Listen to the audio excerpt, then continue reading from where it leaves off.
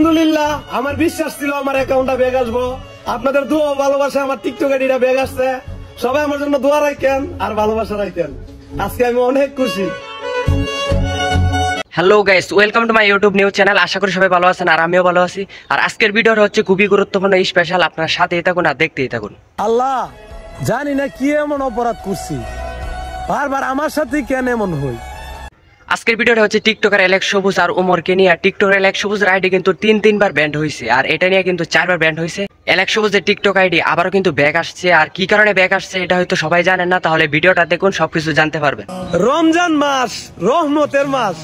হে আল্লাহ, যার উসিলায় আমার এতদিনের কষ্টের জিনিস ফিরা পাইছি, তার জন্য আমার আত্মার দোয়া থাকবে সারা জীবন। এই টিকটক আইডিটা আমার ইমোশন। আপনি যদি আমার চ্যানেলে নতুন হয়ে থাকেন তাহলে চ্যানেলটাকে সাবস্ক্রাইব করে একটা লাইক করে পাশে থাকবেন, তাহলে পরবর্তী ভিডিও কিন্তু আপনি সরাসরি পেয়ে যাবেন আপনার সামনে।